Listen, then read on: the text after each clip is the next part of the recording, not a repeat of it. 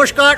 মোহনবাগান মাঠে পয়লা বৈশাখের কাজ চলছে। এই লনে আমরা দাঁড়িয়ে আছি, আর আমার সঙ্গে আছেন 78-এর অধিনায়ক প্রসূন ব্যানার্জি। রাজনীতির শত ব্যস্ততার মধ্যেও তিনি কিন্তু চোখ রাখেন টিভির পর্দায়।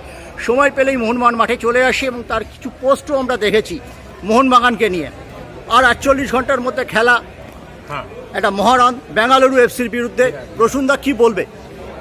আমি কিন্তু একটু এইভাবে বলছি যে ফুটবল খেলাটা কিন্তু একটা বিরাট ব্যাপার। ফুটবল কখন কাকে হারাবে, কখন কাকে জিতবে, কিন্তু ভীষণ বিপদ ব্যাপার আছে। এটা এরম বলা কথা নেই। তবে আমি যতটুকু দেখছি, আমি আমার নিজের চিন্তা ভাবনায় আমি দেখলাম মোহনবাগান যে টিমটা করছে, মোহনবাগানের কোচকে আমার খুব ভালো লেগে গেল, বলতে হবে।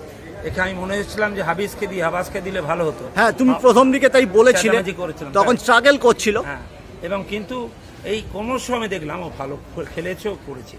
এবং সবচেয়ে বড়, আমি বারবার ওনাকে একটু বলেছিলাম, উনি বলেছিলেন যে কি চাইছেন আপনি, ইংলিশে বলতে পারতেন না আমাদের কোচ। এখন আমি বললাম 4-4-2 করুন। এইটা করেছে, কিন্তু আমার জন্য না, নিজে 4-4-2 একটা জায়গা যেটা অবশ্যই জেতার জায়গা। মিডফিল্ড এত ভালো। আমি একটু প্রসূনদা আধুনিক ফুটবল 3-5-2 খেলে, কিন্তু উনিও 3-5-2 শুরু করেছিলেন। কিন্তু আমাদের যেটা মনে হয়েছিল, তুমিও বলেছিলে যে 3-5-2 খেলার মতো যে যোগ্য ডিফেন্ডার সেটা এই মুহূর্তে নেই, তোমাকে ব্যাক ফোরে খেলতেই হবে। একদম। এবং এটাই বোধহয় টার্নিং পয়েন্ট, যে আবার ব্যাক ফোরে ফিরে আসে। ব্যাক করে ফিরেছে, আমার কথা শুনেছে। আমি ফোন করেছিলাম ওনাকে, উনি ইংরেজি জানেন না, একটু ইংরেজি আমি কথা বলেছিলাম ক্লাবের থ্রুতে। তো উনি বললেন যে what you want. I want 4-4-2। বলে you are an international player. I no.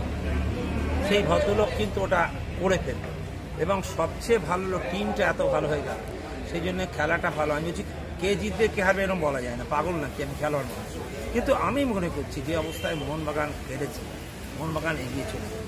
কেন, ওদের একটা এমন প্লেয়ার যে ভারতবর্ষের শ্রেষ্ঠ প্লেয়ার, তার বয়স হয়ে গেছে এবং তার চুলিংটা কম হয়ে গেছে।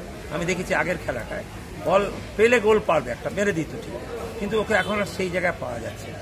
সে একটা টিমটাকে অনবদ্য করে রেখেছিল। আমরা জানি আমাদেরই বাড়ির ছেলে, আমাদেরই জামাইয়ের ছেলে, সব আমরা গল্প। অভিন্ন হৃদয় বন্ধু বাবলুদার জামাই। হ্যাঁ, বাবলু একদম প্রিয়। আমি জামা পড়লে বাবু ওটা পড়বে, বাবলু দৌড়ে এলে ওটা পড়বে। সত্যি এই ফুটবলে আনন্দ পেতাম। বাবলুদা এবং গোপালদা, এদের মোহনবাগান জনতা ইনামি তাদের চেনে একদম। এখানে আমি চলে এলাম একটু হঠাৎ। কালকে আমি গেছিলাম, দিল্লি থেকে ফিরেছি, আমি কাউকে বলিনি যে আসছি না আসছি, আমি এলাম। আমার খুব ভালো লাগলো যে সেই দিনটা কোথায় সবাই মিলে এলো, সবাই মিলে হয়েই করলো, মারপিট না, লড়াই না, কিছু না। মোহনবাগানের মতো খেলছে, জিতছে, এই একটা দুর্দান্ত ব্যাপার।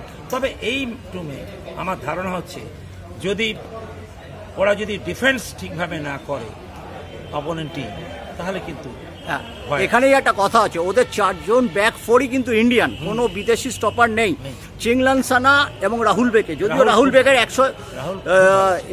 141টা ক্লিয়ারেন্স আছে, খুবই ভালো ক্লিয়ারেন্স আছে, কিন্তু তাদের সামনে পেড্রো কুপা বলে একটা ছেলে ডিফেন্সিভ ব্লকার হিসেবে খেলে। এই অ্যাডভান্টেজটা কি মোহনবাগান নিতেই পারে? মোহনবাগান নিচ্ছে, এই জন্য আমি বলছি। আর আরেকটা বলছি, তুই বিশ্বাস কর, তুই বলছি মানে আপনারা জানবেন, ও আমার ভাইয়ের মতন, ও একদম বিরাট কাগজে তুই ছিলি, সেই জন্য আমার ভালো লাগছে।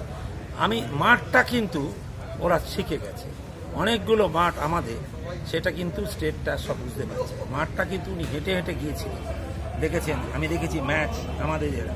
আর বলা কি, টিমটা কিন্তু খুব ভালো জায়গায় রয়েছে। গোলকিপার দুর্ধর্ষ, নিশ্চয়ই বিশাল।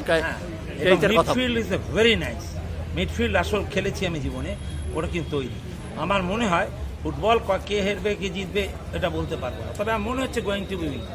প্রসূনদা, তোমার পজিশন মাঝমাঠ, সেখানে এই চলতি মরশুমে মোহনবাগানের সেরা মিডফিল্ডার কে? কোলাসো, লিস্টন কোলাসো 100%। কোলাসো ফুটবলটা একদম দেখার মতন। হ্যাঁ, আমি পাশে অনেকেই ছিল, কিন্তু কোলাসো ইজ দ্য প্লেয়ার যে টিমটিকে নিয়ে যেতে পারে আমার কাছে মনে হয়। গোলকিপার আমাদের যে সে বেস্ট গোলকিপার, কোনো অসুবিধা নেই। ওদেরও কিন্তু এডগার মেন্ডিস যে গোলের মধ্যে রয়েছে, একদম কারেক্ট, এবং ডিয়াজ গতবার কিন্তু মোহনবাগানকে হারিয়ে দিয়ে গেছে। সেই গোলটা নিয়ে যে আমরা হেরে গেছিলাম, 1 গোলে হেরে গেছিলাম আমরা।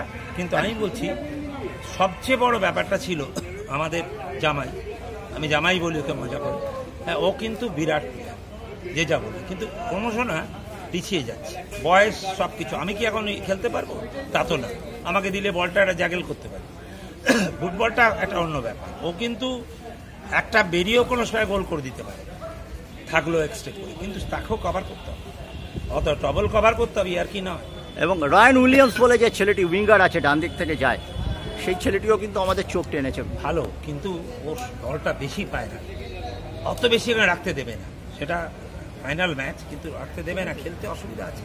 আর এই টিমটা কি হয়েছে, একটা ফুল টিম হয়ে গেছে, একটা ম্যাচ হেরেছে খালি কি দুটো ম্যাচ, তারপর 3টে ম্যাচ হেরেছে আইএসএল এ, গোটা মরশুমে 4টে ম্যাচ হেরেছে, টুর্নামেন্ট ফাইনাল সহ। হ্যাঁ, কিন্তু সেটা হওয়ার কথাই না, ভুল চেঞ্জ আমি বলেছি, কোচকে আমি বলেছিলাম এই জন্য, ও অ্যাকসেপ্ট করেছিল।